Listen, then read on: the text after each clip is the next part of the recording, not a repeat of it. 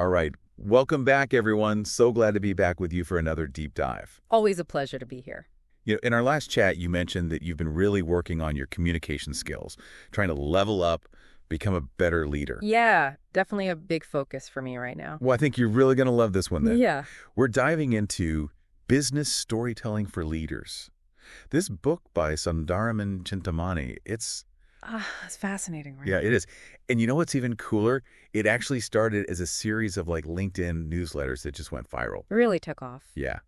People are loving it, so he turned it into this whole book. And honestly, this isn't just some surface level stuff. We are going deep. We're talking about how to use storytelling, not just to, entertain, Right? but how to actually achieve your goals in the business world. Yeah, and I think that's the key takeaway here. There are a lot of books out there about storytelling, but this one really focuses on how to use it as a tool. A tool, yeah. Not just, as you said, for entertainment, but to actually achieve specific business outcomes. Love it. And I think what makes it even more interesting is that Chintamani, the author, he's not just some academic. Oh, he's out there doing it? He's out there doing it. He's a business storyteller himself. Wow. And he coaches other people on how to do it. So he's got the street cred. Yeah. He's got that real world experience. He's not just theorizing about it. So it's not just fluff. Exactly. Yeah. He's actually implemented these techniques and seen them work firsthand. Okay, so tried and true strategies. I like it. So let's jump into some of the big ideas here. We always hear that stories are engaging, Right. but I think it's easy to wonder, especially as a leader who's already so busy, how does storytelling actually translate to results? Like, does it really make a difference? I think that's the question everyone's asking. Really? And it's a fair one. That's where I think, Chintamani really knows it. Yeah. One of his core arguments is that storytelling helps leaders build trust and authenticity. Interesting. In a way that traditional communication just can't. And he gives this great example. There's this CEO, Okay. and he had to make some pretty tough decisions that were going to impact his team. Yeah, happens all the time. Happens all the time, right. And, the easy thing to do would be to just announce those changes. Right, just sending email. Just send a memo. This is what's happening. But instead, he shared a personal story with his team Really? about a similar challenge he'd faced earlier in his career and how that challenge ultimately, led to growth and opportunity.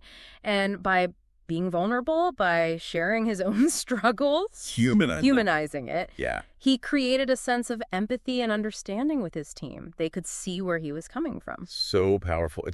It's so much easier to trust someone when you feel like you really know them on a human level. Exactly. It's that human connection. And that leads to a more genuine and transparent work environment. That makes so much sense. Okay, so building trust and authenticity. Now, what about the idea of simplifying complex ideas? I'll admit, when I'm staring down like a big data spreadsheet or some huge strategy document, sometimes my eyes just glaze over. We've all been there.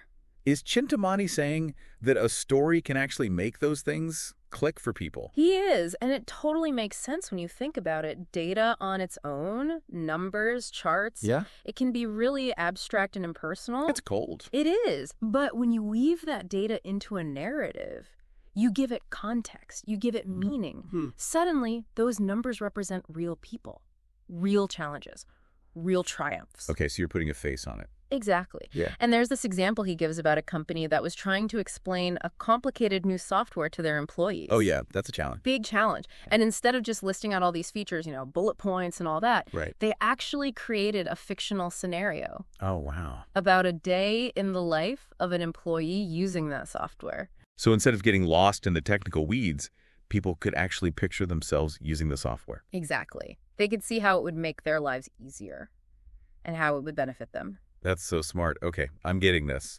So storytelling for trust, storytelling to simplify complex ideas.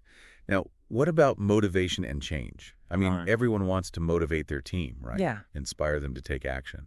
But again, that's a lot easier said than done. It is. And this is where storytelling really shines. Because as humans, we're wired to respond to stories. We feel empathy for characters. We get invested in their journeys. You're storytellers by nature. We are. So Chintamani suggests that leaders tap into that, frame their vision or their goals as a narrative. Interesting. Instead of just saying, we need to increase sales by 15%. Right. Tell a story about what achieving that goal would mean for the team, for the company, maybe even for the customers.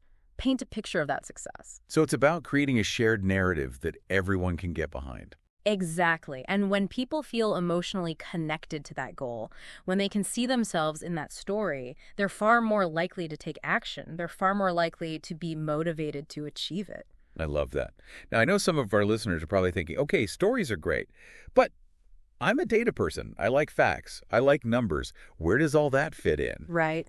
And to be honest, I'm kind of curious about that too. Well, Chintamani doesn't shy away from that. In fact, he really emphasizes the importance of what he calls data-driven narratives. Okay. He argues that the most compelling stories are the ones that are grounded in evidence. Oh, so you're not just making stuff up. You're not making stuff up. You're taking your story and you're backing it up with data that supports your point. So it's like the story gets people's attention. Right. Gets them hooked. But then the data seals the deal. It shows you've done your homework. Yes. Your ideas aren't just wishful thinking. They're based on something solid. That's fantastic. You know, it's funny. We often think about storytelling as like a leadership skill. Right. But honestly, this could apply to anyone, right? Absolutely. Because think about it.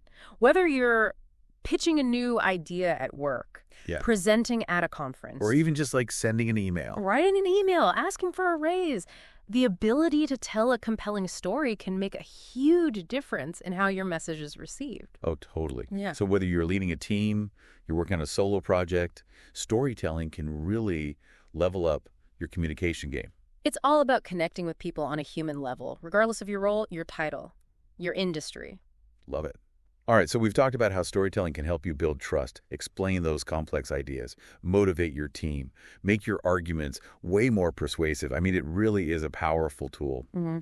And Chintamani gives some really great practical guidance on how to actually use it effectively. He does, and it really gets you thinking about how you could use storytelling in your own life Yeah. to achieve your own goals, to connect with people, whether it's in your professional life or even your personal life. It's a universal language. It is. Imagine the possibilities.